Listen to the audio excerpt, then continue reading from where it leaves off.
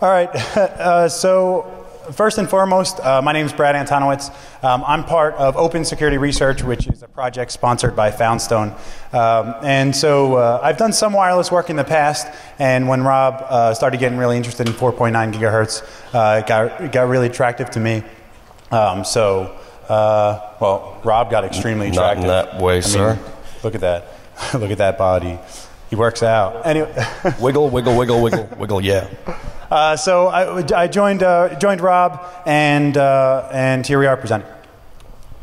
So I'm Rob Portfleet. I'm a wireless service line lead at Foundstone, and I also contribute to the Open Security Research blog. So yeah, I kind of stumbled across the 4.9 gigahertz spectrum a while ago, and kind of pretty much these things I wonder what's out there. So that sort of spawned the whole thing.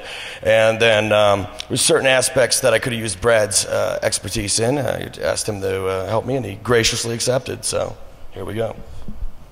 So I guess the very first thing that we should mention is when we started looking at this is all licensed FCC bands. And so this was really kind of concerning for us. You know, there's definitely some laws around interacting with these bands. We tried to look some of it up. We looked in the Code of Federal Regulations and the Communications Act of 1934 and all types of all these ridiculous statutes that all seem to be, kind of contradict each other back and forth. And it was kind of difficult for us to understand where the boundaries were. So before you look into any of this stuff, probably the best thing you should do is really proceed with caution. We're masking all types of data that we found. We're not, talking about any particularly damning information. It's all kind of general Wardriving stuff that you'll see here. So just really be careful with this kind of stuff. Nobody likes pat downs or, dropping freedom pats. Or, getting maced or anything like that. So just be careful, okay? So one thing I just wanted to add real quick is, we didn't do any transmitting. It's definitely verboten to transmit in licensed bands, unless you have a license. So there's no transmitting or interaction or cracking of anything that took place with any of these networks. It was just a case of passive monitoring strictly. So a quick outline of our talk. So we'll talk a little bit about what the hell this public safety thing is all about, and we'll go into kind of this different spectrum allocations for 4 popular public safety spectrum bands, and then we'll also take a specific look at 4.9 gigahertz and how to find these type of networks, how to interact with them, and see what we found on just 3 different networks. So first and foremost, I guess we should talk a little bit about what the hell public safety is. So there's always been a public safety spectrum out there. Essentially, this public safety spectrum was mostly dedicated for kind of voice communication, so police officers would have conversations back and forth and talk about how their wives suck and all this stuff. And then what ended up happening is after 9/11 and Katrina and all these other issues, the 9/11 Commission found out that all these first responders were having all these problems communicating because everybody's on different frequencies and nobody could hear each other, and it was a problem. So in the last probably about 10 years or so, the FCC has been taking a special interest and trying to put extra effort into allocating bands for public safety. And by public safety, I mean what's written on the bottom of the slide there, basically to protect the safety of life, health, or property. So that's basically everything, I guess. So to summarize it, basically the FCC's and public safety's main concern with it was interoperability amongst the networks. So there was no real interoperability communication that could take place between different public safety agencies. So that was part of the reason for this whole push. So the frequency allocations that we'll look at, and again, the 800 megahertz spectrum has been around for a little bit. These other ones have kind of gotten a lot of appeal in the last 10 years or so. So we'll look at the 700 megahertz spectrum, the 800 megahertz spectrum, special look at 4.9, and then we'll also talk about the 5.9 gigahertz spectrum. First up is 700 megahertz spectrum. Now this spectrum was actually reallocated after the digital TV cutover. So you probably heard a lot about that. You had to help your grandmother figure out what to do with her TV and all that good stuff. What they did was they took 2 blocks out of the spectrum in the 700 megahertz range and allocated them for this, and they split each block into 2 categories, broadband and narrowband. And then there was a guard in between to kind of help protect the 2. And we'll talk about each one of those real quick. So the 700 megahertz broadband, this is an awesome picture. It's a unicorn peeing a rainbow. I think they could figure out what that is, Brad. Sort of self-explanatory. There's no horn there. You might think that's just a very fancy horse, but in fact, it is a unicorn peeing a rainbow. There is no horn. That's exactly what I'm saying, dog. I don't know. All right, so anyway, 700 megahertz broadband is basically the new hotness. Everyone is getting super excited about it. Municipalities are going crazy all over the place, and they're super happy because it's this nationwide LTE network. So they actually hired these telecommunications providers to build this whole thing out, and it's going to all run LTE and blah, blah, blah. It's supposed to be great. It was initially supposed to be a backhaul-only network, so you'd have kind of individual municipalities and uses like on-the-scene type of networks that would communicate using this backhaul network. But then everyone saw that LTE can do a whole shitload of stuff, so they really kind of are getting excited about it. The important thing to mention about the broadband is it's only in a very infant deployment now. So there's actually one here in Vegas, and then there's also another one out in Denver. But outside of that, it's really not been deployed anywhere. So there's been a handful of like preliminary deployments of it. It's really, like Brad said, it's pretty much not out there. It's still in its infancy. But there was a couple like preliminary deployments of it, and like the FCC and the National Public Safety Telecommunications Commission, but it's told these guys, well, hold on, because we're trying to get this whole thing straightened out as to how we're going to deploy it. And basically what it comes down to is it looks like they're like just completely dragging their feet on this right now. And then in the narrowband side with 700 megahertz, that's all your nationwide P25 stuff. So if you've done any research into P25, you'll know there's been a kind of a good bunch of hacks coming out for them. People found out that there's some weaknesses in the decryption schemes encryption schemes that are being used, and some other. Travis Goodspeed came up with a little IME denial of service attack for them. So there's definitely some stuff out there. It's used for state and local government. So you'll see like. Everybody from Parks and Recreation using it to Secret Service and FBI. Again, all talking about their wives. I don't know how anybody gets anything done. For 800 megahertz instead, it's actually a whole reconfiguration. So 800 megahertz has been around for quite some time. The weird thing about 800 megahertz is the way it was broken up, it kind of allowed for some interference. And so Nextel actually started building their network, the whole Nextel network, in this band. And when their allocation got kind of a little low, what they did was started buying licenses from other people, and then they basically bought all of these licenses up, started transmitting at a higher power, and that was starting to interact with all of the public safety stuff. So the FCC got pissed about that, did this whole reconfiguration thing where they put public safety on one side and Nextel all the way on the other side of the spectrum, and built out all of these guards and protection bands and all that stuff. This is all going to be more P25 work. Reconfiguration is kind of almost done, and people are starting to use P25 on that area. So what really exacerbated the problem with Nextel having all these transmitters was that public safety uses what's called traditionally uses what's called a high site architecture, where it's a minimal amount of transmitters on really high sites, like think very tall buildings, hilltops, things of that nature, versus Nextel's EMSMR architecture, what's known as like a low site architecture, where it's on like 30 to 50 foot monopoles, 2 to 3 story buildings, stuff like that, and much more transmitters. So it was really getting completely in the way of the public safety spectrum. All right, and then 4.9 gigahertz got a lot of attention. Does anybody know what the background image is from? Dr. Obvious strikes again. All right, fair enough. I'll just leave that as there. If you know what it is, let me know. It's really obscure. Anyway, so the interesting thing about 4.9 gigahertz was that a lot of municipalities, it gave first responders the ability to start communicating traffic at high speeds. So that was really interesting, especially when you think of accident on the scene network. So, the police arrive, they take a bunch of data about everything. As the ambulance arrives, they transmit that data, and they can all kind of have this little network amongst themselves and do all this stuff. And so this got a lot of attention by municipalities and local government, and what they ended up doing was going out and buying up, or actually applying for all of these different licenses. And what we found was that actually not everybody who has a license even uses the stuff. It was almost like an arms race to a certain extent for everyone to get all of the 4.9 gigahertz amazingness. It's kind of a general use spectrum, so that means they can use it for basically anything they want. It's been used for everything like the G20 summit to emergency warning systems to, of course, they put SCADA on it. Everyone puts SCADA on everything. So, of course, SCADA exists on it too, and it's basically been used for almost everything.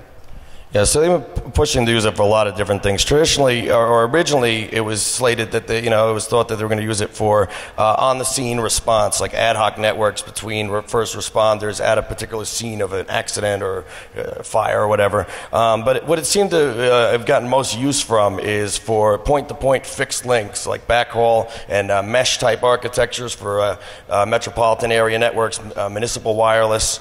So yeah, it seemed that its actual purpose evolved over time. Yeah, so the FCC kind of breaks things down into two types of devices. They have high power and low power devices. So low power devices, they don't really put too many regulations on it. It's roughly anything that transmits under 20 dBi, and there's some changes based on channel widths and how much stuff you're putting on there. But the FCC doesn't basically pose really anything there. But for the high power devices, they've kind of put together this very loose channel plan. So there's basically 10 1 megahertz channels split in the middle by 8 5 megahertz channels, and you can kind of bond these however you want. So what you'll end up seeing a lot in the real world is different vendors have different channel widths and different kind of organization of this spectrum. And so it gets to be kind of a pain in the butt when you're road driving or trying to figure out what's out there, because all of these different channels are all different sizes, and you have to make your card work with all of that different stuff. There are some recommendations by the National Public Safety Telecommunications Commission, which is pronounced NIPSTIC, which is kind of an odd acronym name. Sounds dirty. Yeah, it definitely sounds dirty. But at any rate, there are some recommendations, and you can follow that if you wanted to. But generally, vendors seem to do kind of whatever they want as long as it follows this thing. So generally, we'll talk about this in a little bit. The best way to look it up is pretty much look at the vendor documentation and FCC site search. We'll talk about in a minute. But basically, even though there's recommendations, they're all over the map in terms of where the channel centers are. But generally, it's either going to have to be a 5, 10, or you can be 15 or 20, but I've never really seen 15 megahertz wide channels in use.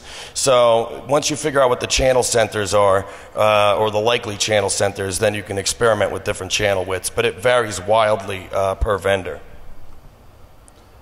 Another really, probably the most annoying thing the FCC did was impose different spectrum masks on the different bands. So the outermost spectrum mask is what you use for low power devices, which means it's totally 802.11 compatible. You can use a standard 802.11 adapter to view it all, and everything's fine. But the innermore line up there is the spectrum mask that it puts in place for high power devices. And that's just enough to mess with everything that we're doing. The idea was to prevent against kind of interference and stuff with high-power devices, but it's just been a nuisance to hackers all over. Yeah. So you can thank Motorola and other equipment vendors for this one. Basically, they were pushing very hard early on when the spectrum was allocated to have to use a strict mask that wouldn't be compatible with a 802.11 equipment. The public safety interests fought back hard against this because they wanted to be able to use pretty much commercial off-the-shelf equipment like 802.11a equipment, maybe slightly modified to be able to do this, to keep costs down. Well, the vendors wanted to be able to sell stuff at a high price, because the government's got the big bucks in their minds. So that was pretty much a compromise was reached, and that low-power devices would be 802.11 compatible, while these high-power devices wouldn't. So it was at least a partial victory for the public safety advocates, or spectrum advocates, rather. The last kind of cool public safety allocation was the 5.9 gigahertz intelligent transportation system allocation. And so this is really kind of cool stuff. It deals with It's all based on this 802.11p standard, and it deals with all of this stuff in the way that we travel. So it can help do things like accident avoidance for anybody who drives badly. It detects that you're about to almost hit someone, so it recorrects you and fixes everything. It also does really cool things like, if an emergency vehicle is approaching some sort of major intersection, they need to change the light. They don't have to rely on those weird pulses they use anymore. Apparently, they can use this stuff as well. And so it's really kind of really interesting stuff. So, I mean, there's like a bunch of stuff they're doing with this now, and then there's a bunch of stuff that they're hoping to do with it down the road. As of right now, they're definitely using it in New York, for instance, for electronic toll collection. There's some implementations. And then also for inspecting commercial vehicles, like trucks, on the fly. So it uses a system of what's called onboard units, OBUs, and then roadside units, RSUs. So that any trucks equipped with these onboard units will be able to transmit to these roadside units what their manifest is, like what they're carrying, and even down to stuff like what the condition of the truck's brakes are. So they actually have an implementation of that up in upstate New York.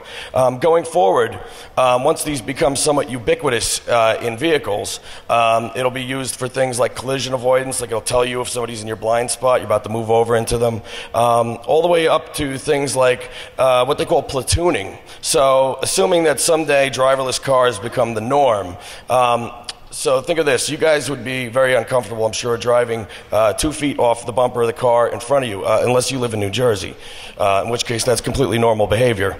But that aside, a computer might likely not be. So once DSRC, which is the technology using this, will be able to detect the cars in front and to the sides of you, and assuming driverless cars become the norm, cars will be able to drive very close together in what would be called platoons. And this will be for two purposes. Number one, to be able to hopefully alleviate traffic. You always got the one slow guy, and then you got other guys driving fast, so everybody be driving at the same speed. And then number two, for fuel economy, because the aerodynamics of the air passing over a whole fleet or stream of cars instead of each individually would lend itself to much higher fuel economy. So these are some of the things going forward down the road, no pun intended, that they're looking to do. Yeah, it's going to be really fun to hack on some of that stuff. I think there's been some work done in the past with it, but not very much. All right, so the next thing that's kind of really important with this whole, all these public safety networks is to find out where the hell they are.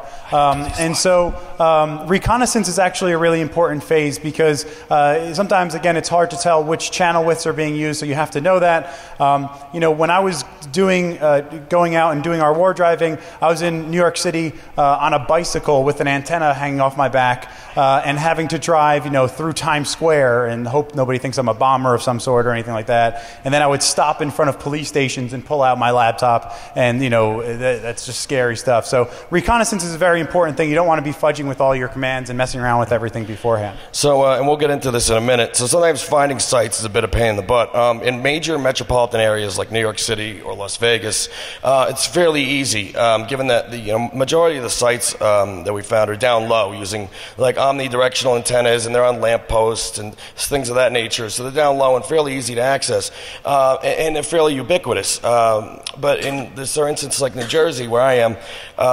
there's a large amount of licenses, but not a large amount of actual implementations. So doing reconnaissance, proper reconnaissance, will save you a lot of time and effort, because you'll otherwise spend a lot of time driving around, finding absolutely nothing, and wondering if your radio works. Yeah, we were driving around New Jersey for way too long. I grew up there, but on the hottest day of the year, I with left, no air I left conditioning. for a reason.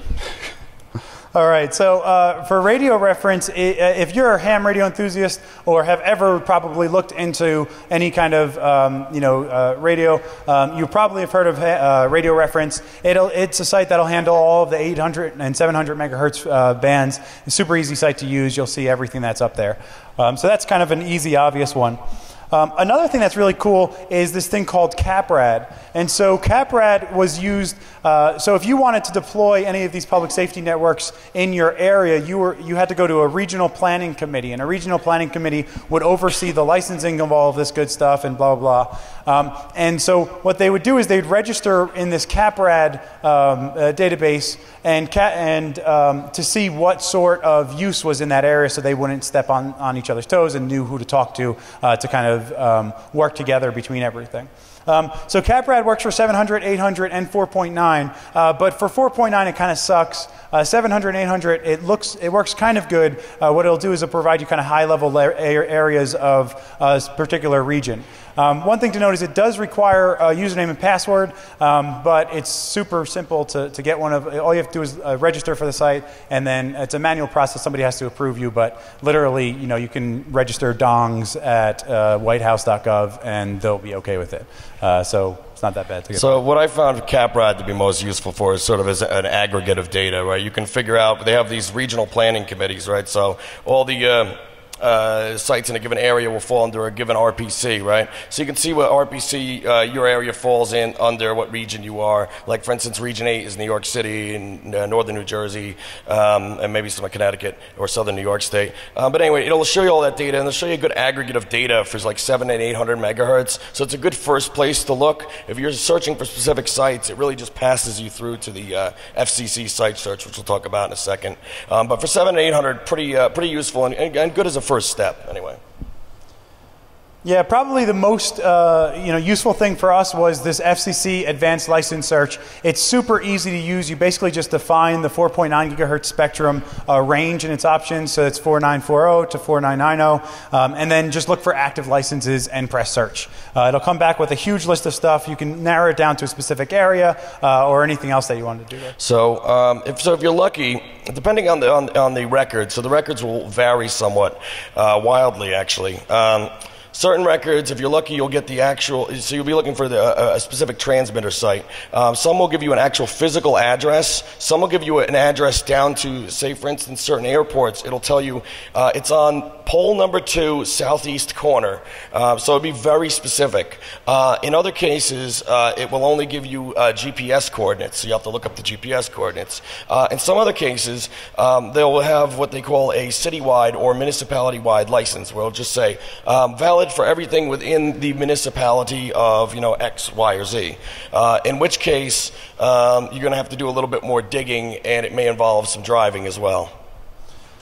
Yeah, so especially if you're trying to figure out what areas to look at or what to target, sure enough, there's some really, really useful information, like Rob mentioned, things like GPS coordinates, exactly where you need to go. If you do more specific searches, you'll see some really oddly named things, which may be appealing to an attacker. And so all types of good stuff. It also tells you if it's a temporary or mobile network, so you can kind of get an idea of what it's being used for and all that good stuff. So before we continue on here, so I guess nobody ever told some of the people that submit for licenses here that you don't have to tell them exactly what it's for, because that's going to go into the record. So if you look through there is some different erroneous and additional information that might be very interesting, and that's not the only one. But also the channel center, so that'll tell you under frequencies what the channel centers are of the different transmitter sites, which is very useful, because in order to be able to sniff traffic, you have to know the channel centers, and as I said earlier, they vary kind of wildly between different vendors. So that can be very useful to you. Also, it seems, and this is not always the case, but it is more the rule than not, that the more information in a given record pertaining to if they have physical addresses listed, if they have specific frequencies listed rather than just say 4940 to 4990, is the more likelihood that they actually have an implementation rather than having a license and no implementation. Yeah, so like you can see here, these are the specific frequencies that this particular location is using. So if you're trying to figure out the channels, that can be super helpful. It's not always the case, though, because I can cite exactly one major metropolitan area that said site-wide license 4940 to 4990, and they have the most implementations I've seen so far. Yeah, as mentioned, I mean, some of these things are just complete falsehood, right? At some point, somebody was like, "Oh, I want 4.9 gigahertz in my town because the Governor Bob next door or whatever did the same thing." So they ended up just buying licenses or getting licenses for no reason. It was such a waste of time for us. I hate you guys. At any rate, the other thing, obviously, with all of anything that's on the internet, you can just use Google for it. So when these regional planning committees need to apply for a license, what they basically do is write this nice detailed letter out to the FCC and say, hey, we want to use 4.9 gigahertz. We're going to use it for this reason. Sometimes they'll even say what these channel widths are for, the channel allocations. It'll even give you some of the hardware that it's used and all types of good information. So here we just did a really simple search on 4.9 gigahertz NYPD, and sure enough, we came up with all of these letters right off the bat that gave us some pretty useful information when looking around. So, as Brad was saying, if you are planning to implement 4.9 gigahertz within your area or your municipality, you'll fall within a regional planning committee region. So you have to submit a letter to them in order to let them know that you are planning to use this at a given site. And generally, I don't know if they were overtly specific in this or didn't know that these would end up being public.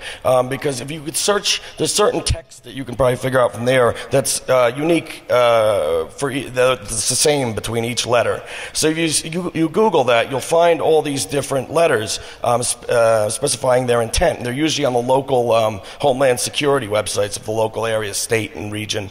So at any rate, they generally contain a lot of information pertaining to channel frequencies, channel widths, the areas and locations of where the transmitters will be, and the number of, down to the type of equipment, Cisco 3300s, etc., Proxim, whatever, that they're going to be using. So they're, again, being overtly specific, and maybe they weren't sure that, knowing that it's going to be made public.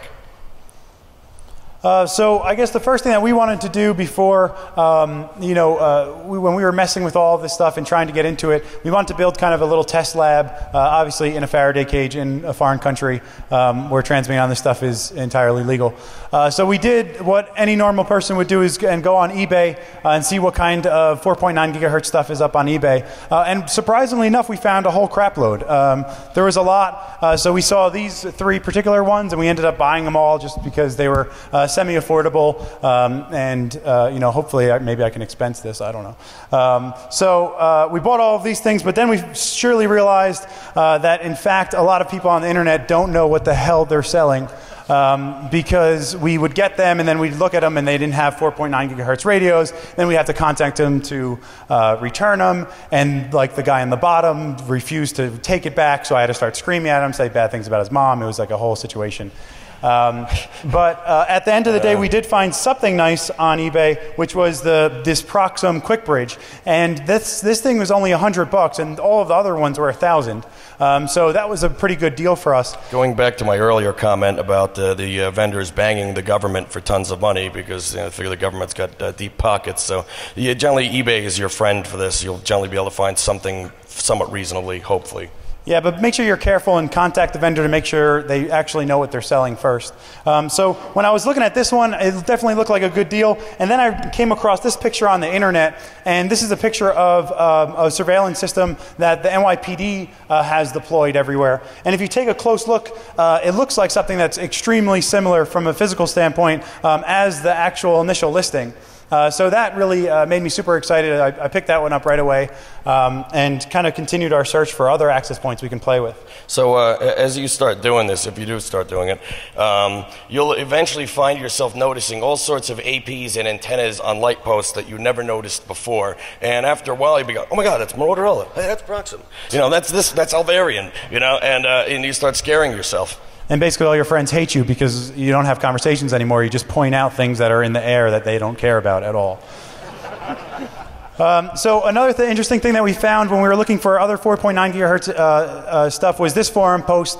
This is about the Ubiquiti NanoStation M5. And so this is just a standard access point that Ubiquiti sells. But when we searched for 4.9 gigahertz, this came up. And you know, the specification sheet doesn't say, the newer specification sheet doesn't say that this supports 4.9. But apparently, if you put this in a compliance test mode, it transmits on 4.9 gigahertz. So that was really interesting to us. So we wanted to buy one of those pretty quickly. So we did buy one, but what ended up happening is there was no compliance test mode. So we were sort of going back through old firmwares. Maybe it was there. We couldn't figure it out. And then Rob did some searching online and found out that in May of 2011, basically Ubiquiti split the NSM5 into two different models, one a US version and another one a world version. And so we had the US version. We had to return it and buy the world version. And sure enough, that compliance test mode was there. So yeah, I did a little digging into it. I was actually looking on the FCC site where they list all the complaints. And so as we'll see in a minute when we start getting into the driver modifications, Ubiquiti equipment only uses Atheros chipsets, which can be opened up all the way from like 4 to 6 gigahertz. And some of their equipment, including their APs, have these sort of chipsets. Hence why those, like the NSM5 and the Bullet M5, can do 4.9 gigahertz. So, anyways, looking on the FCC side at complaints, because you know that's what I do for fun, and I noticed that like previous to May 2011, and not that far before it, there was a complaint, an investigation against the wireless ISP in Miami, and then against one also in Utah. In both cases, they were running Ubiquiti equipment like Bullet M5s and whatnot outside of without dynamic frequency selection enabled. So basically what they were doing is they were interfering with the Doppler radar at the local airports. The FAA got pretty pissed off. The FCC was then brought in, and the FCC came in and basically bent these guys over. So anyway, I kind of get the feeling, as we'll see in a minute, that Ubiquiti caught a little bit of heat about this, and it probably brought this on. Yeah, the really interesting thing is if you try to buy one of these world versions, depending on the reseller that you contact, they may actually ask you to sign this thing here. And now keep in mind, the NSM5 is not supposed to be transmitting on 4.9 gigahertz. It just so happens that the chipset in the access point supports that if you mess with it a little bit. So what was kind of interesting is if you want to buy one of these APs that doesn't support transmitting on a licensed band, you have to sign this thing saying you have an FCC license. Just be careful. Make sure you go out and get a license before you buy any of these things. We didn't sign that. No. All right, so next thing is adapters. So what kind of adapters can you play around with in this 4.9 gigahertz spectrum? The first one that seemed extremely interesting to us was the Ubiquiti SR4C. This thing says public safety on it. It was kind of marketed for public safety networks, and especially the 4.9 gigahertz spectrum. The thing with this is it uses the ATH5K drivers, and the ATH5K drivers don't actually support 4.9 right out of the box. You have to do some changes to it. While that was kind of cool and Rob spent some money on it, I wasn't so easily convinced. Then we started looking at an adapter that we all use pretty regularly for 802.11 hacking called the Ubiquiti SRC300. And so the specification sheet in this one just says it supports 2.4 gigahertz and 5 gigahertz. But after doing some searching, we discovered that this guy, Kugitsuman, actually discovered that the chipset on the Ubiquiti SRC 300 supports anywhere from 4.910 to 6100 gigahertz, right? So quite a whole bunch of frequency that it can support that's outside of the actual spectrum. So he created this debug reg domain patch which enabled all of this access. The problem was that he created it for Mad Wi-Fi a long time ago, and so it didn't really work with all of the latest stuff. And some people have done some additional work. Let me move this out of the way here. Some people have done some additional work. Oh no, I just messed everything up. Ruh-roh. Here we go. Yeah, so he released a patch, and then there was some modifications that, some, refinements made. Zero Chaos released a couple of patches a little while ago, and then... Yes, but actually, Zero Chaos did a whole bunch of work on this and released the patch that did it. But the thing that was hard for us is it didn't support the different channel widths, and that was really important to us, especially with 4.9. And then Spench, which is the greatest guy ever. If you ever meet this guy, buy him lots of beer. He does everything awesome. What he did was he created this super kind of, I use awesome too many times, but it was awesome. Basically, this patch that allowed for all of this kind of radar work, and it supported 4.9 gigahertz and supported a different channel bandwidth, but it was a kind of complex, and it didn't currently work for the drivers that were the latest version, and it was kind of overkill to what we really needed it for. Yeah, so the problem with the ATH5K driver and Compat Wireless in general is that it changes significantly over time. So a patch that you've done even a year ago may not work as changes to the kernel and the wireless stack are made. So what we did was we looked at Compact Wireless really quick to figure out is there any changes that we can make that would kind of help us out. So basically Compact Wireless is a package of all of the Linux drivers and all of the 802.11 stack. And so the way it works is Compact Wireless has this regulatory module that queries the card's EEPROM from one of the places. One of the ways that it figures out where you are is by querying the card's EEPROM for a regulatory domain. So if you bought a card that's meant for use in the US, you queries it, it gets a US regulatory domain. That domain is then used to figure out what channels are allowed in your area. So Compact Wireless's regulatory module will either query its driver channel definitions, it has some internally, or look at something called the Central Regulatory Domain Agent. And what the CRDA does is it's a user land agent that ties to a local database that looks up all the different channel frequencies and all that kind of good stuff. You're supposed to be able to kind of override your EEPROM's regulatory domain with the IWReg set command, but that never seems to work anywhere. So it was a kind of an issue for us, so we wanted to figure out an easier way to make everything work, but still use CRDA so we had some flexibility and make things right. Yeah, so there was like a couple patches that were released a few years ago that actually specifically addressed that functionality to allow you to set a reg domain, allowed it to actually respect using IWReg set.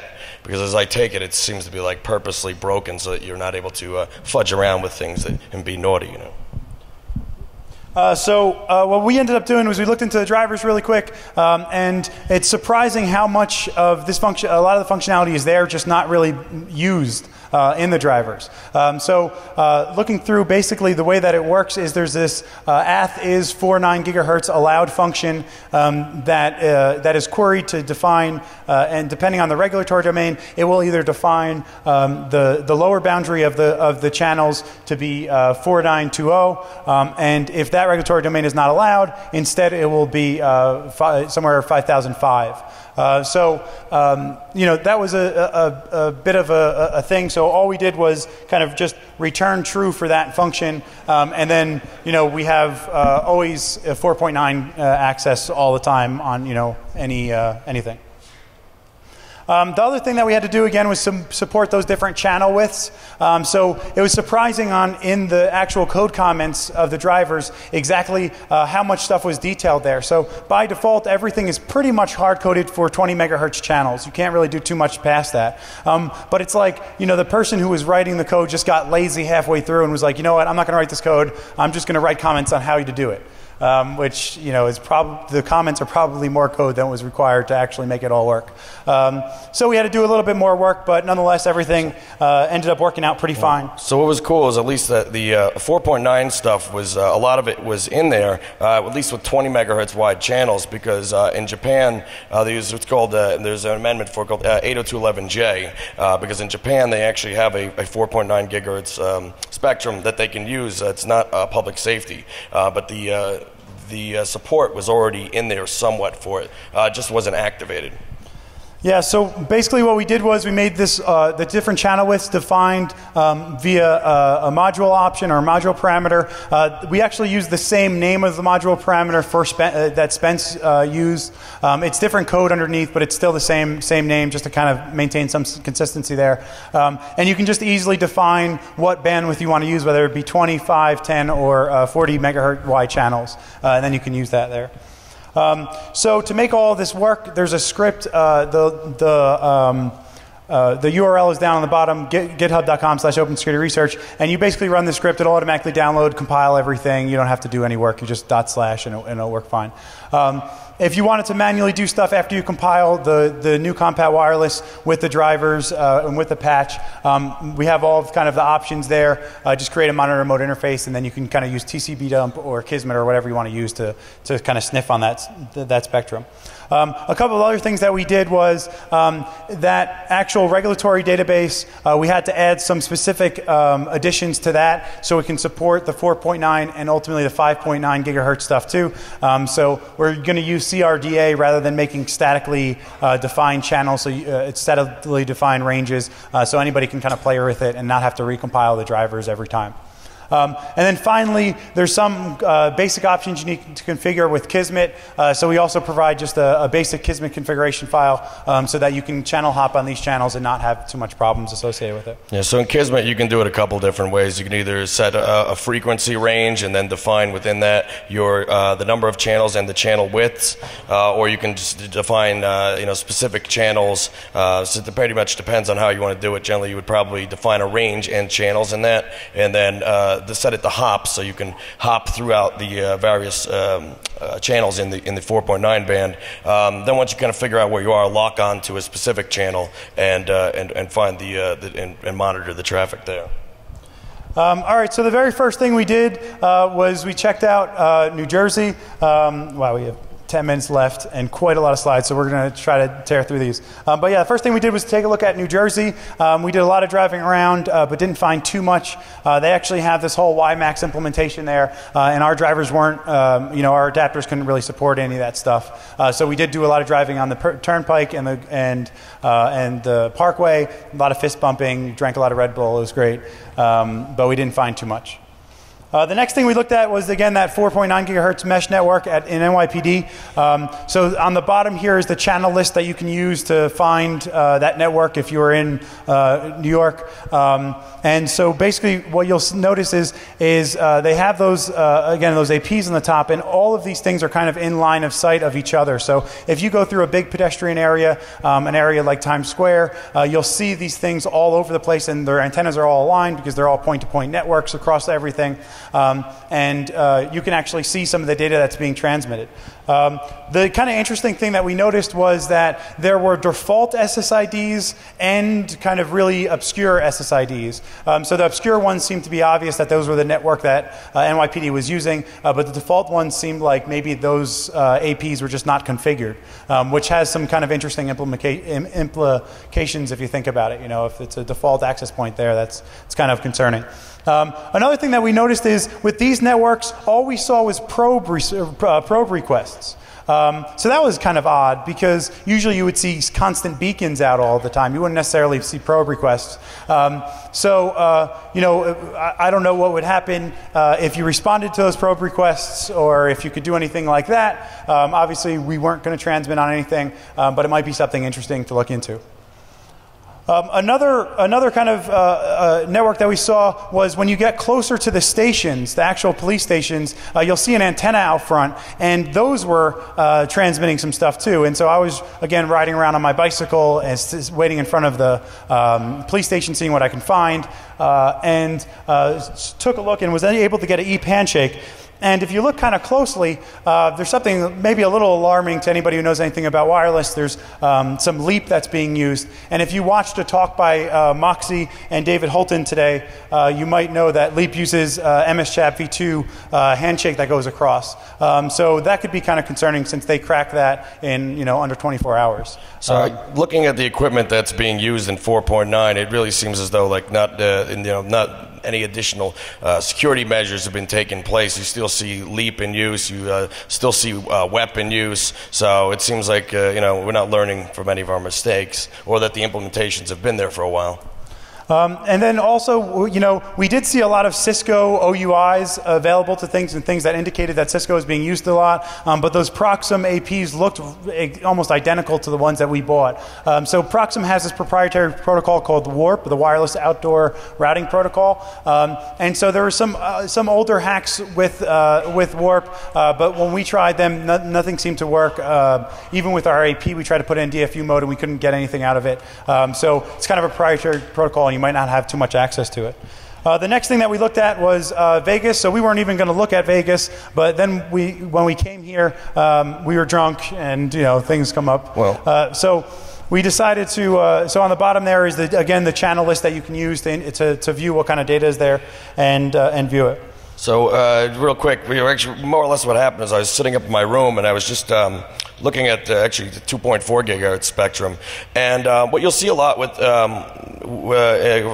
quite often with the 4.9 gigahertz equipment, the equipment that's being implemented in these mesh networks, is that they're dual band. It'll be on 2.4 gigahertz and 4.9 gigahertz, and in this case, I was beaconing a default SSID for that particular type of equipment, which on 2.4 gigahertz, which led me to go, hey Brad, let's go take out the 4.9 antennas and see what we find. Sure enough, it was transmitting on both bands, and using the same default SSID in both cases.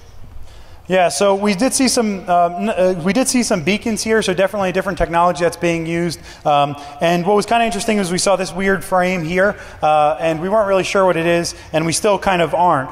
We think it's some sort of kind of announcement frame, since the areas that are marked out are actually the MAC addresses of the sender. So they're probably some sort of beacon. They were sent on pretty regular basis.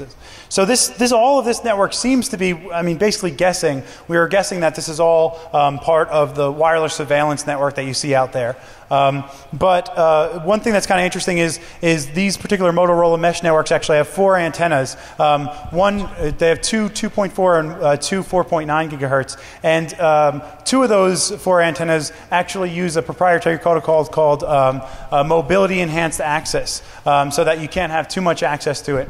One interesting thing is on the 2.4 gigahertz spectrum, we saw a lot of plain text ARP, unencrypted ARP traffic going out for publicly routable IP addresses. So that could be something. I don't know if anybody saw Colin Mueller's talk at Black Hat, but basically what he did was scan a bunch of public internet IP addresses that turned back into devices kind of like the ones that we're seeing transmitted. So the mobility MEA, Motorola MEA, is something actually I would like to take a look into in the future. It's a proprietary protocol for mesh networks, and where it really shines, I suppose, is in in-vehicle modems. So modems, for instance, or radios mounted in like a police car, for instance, because it can do a sort of GPS without using satellites, where it can time the pings or the packets that come back through multiple radios or multiple access points from that given radio, and be able to pinpoint where a given mobile radio is. So for mesh networks, it really shines. Sadly, it's not 802.11 compatible, so you're not able to look at it with a traditional 802.11 card. But they do have cards available for it, so it's something I kind of want to take a peek at in the future. And then, luckily enough, Rob, out of all the hotel rooms in Vegas, for whatever reason, Rob tend to be in one that picked up this other network that we haven't seen anywhere else. It looks to be a SkyPilot network, and so if you know anything about mesh networks, SkyPilot can provide backhaul networks for mesh networks that are a little lower. It'll handle all of that kind of good stuff. So we did find all of this ridiculous traffic all over the place that we weren't able to figure out what it was, and so that's just kind of letting you know what's out there. If you know anything about mesh networks, we'd love to talk to you so we can play around with these different captures. So really quickly, the Wardriving summary, you make sure you have to get your channels right. Some networks are not 4.9 or not on 4.9 or not 802.11 compatible, so that could be a problem. And there's lots of proprietary protocols out there. One last thing that we noticed when we were doing research was that we were wondering if 4.9 gigahertz could be hacked or being targeted or any chance. So let me take this one. So I don't know if you guys knew about this this hack. It was in the news like a couple months ago about this town, Lamont, Illinois, that one night their tornado sirens, not a thing I'm familiar with on the East Coast, but apparently it's quite common in the central U.S. All their tornado sirens went off, and it was like for an hour, and they couldn't figure out why. And I remember reading the interview with the police chief, and he said, yeah, for 20 minutes it was the tornado warning sound, and then for the next 20 minutes it was the sound for a military attack, which I'd never heard before. And I was like, well, gee, I hope not. It's like Red Dawn, right? So anyway, I noticed in one of the articles that they mentioned that the event, they brought their vendor in. They suspected it was someone hacked it over wireless, and they brought the vendor in, and the vendor to fix it, which was a Federal Signal. So no offense against them, but that's just it was mentioned in the article. So I'm like, So one of the things I've been doing in order to find 4.9 gigahertz networks was looking for press releases from vendors, because whenever vendors do an implementation for a municipality, they usually will put out press releases and crow about it and whatnot. And sure enough, I saw a press release from a few years previous that Federal Signal did a 4.9 gigahertz network implementation for this town. It's like, okay. Then I looked up and I saw that Federal Signal also seems to be a prodigious manufacturer of tornado sirens that can be used or communicated to, or triggered rather, over 4.9 gigahertz. So my interest is piqued. So looking at the two there, it seemed like it might be quite likely that somebody actually did hackser them over 4.9. Then doing a little more searching, I found this. So what's going on here, guys? What's going on? So no one could have foreseen this coming, for sure. No idea. Well, so... And notice he said from your home computer, because that's definitely where you want to hack something from. All right, guys. Well, thanks for your time. If you have any questions, feel free to email us up here, and you can get all the code up there. Thank you.